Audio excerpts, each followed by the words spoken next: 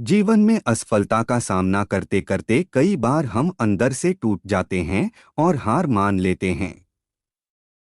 हम सोच लेते हैं कि अब चाहे कितनी भी कोशिश कर लें, सफलता हासिल करना नामुमकिन है, और उसके बाद हम कभी कोशिश ही नहीं करते।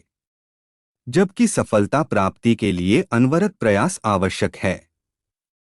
परिस्थितियां बदलती रहती हैं, इसलिए अतीत की असफलता को दिमाग पर हावी न होने दें और पूरी लगन से फिर मेहनत करें। सफलता आपके कदम चूमेगी। तो जल्दी तो चलिए हम जानते हैं।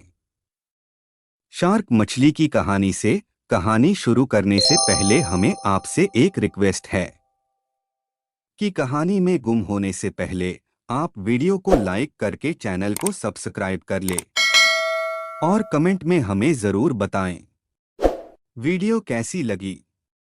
तो चलिए शुरू करते हैं। अपने शोध के दौरान एक समुद्री जीव विज्ञानी ने पानी से भरे एक बड़े टैंक में शार्क को डाला। कुछ देर बाद उसने उसमें कुछ चारा मछलियां डाल दी। चारा मछलियों को देखते ही शार्क तुरंत तैरकर उनकी ओर गई और उन पर हमला कर उन्हें खा लिया। समुद्री जीव विज्ञानी ने कुछ और चारा मछलियां टैंक में डालीं और वे भी तुरंत शार्क का आहार बन गईं। अब समुद्री जीव विज्ञानी ने एक कांच का मजबूत पारदर्शी टुकड़ा उस टैंक के बीचों बीच डाल दिया। अब टैंक दो भागों में बंट चुका था।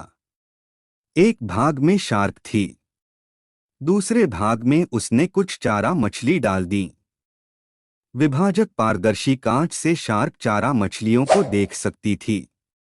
चारा मछलियों के देख शार्क फिर से उन पर हमला करने के लिए उस ओर तैरी, लेकिन कांच के विभाजक टुकड़े से टकरा कर रह गई। उसने फिर से कोशिश की, लेकिन कांच के टुकड़े के कारण वह चारा मछलियों तक नहीं पहुंच सकी।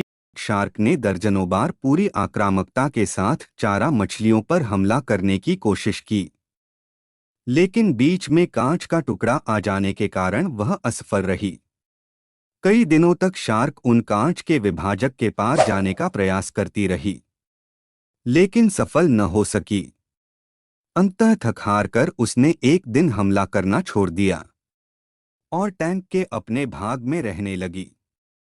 कुछ दिनों बाद समुद्री जीव विज्ञानी ने टैंक से वह कांच का विभाजक हटा दिया, लेकिन शार्क ने कभी उन चारा मछलियों पर हमला नहीं किया, क्योंकि एक काल्पनिक विभाजक उसके दिमाग में बस चुका था और उसने सोच लिया था कि वह उसे पार नहीं कर सकती।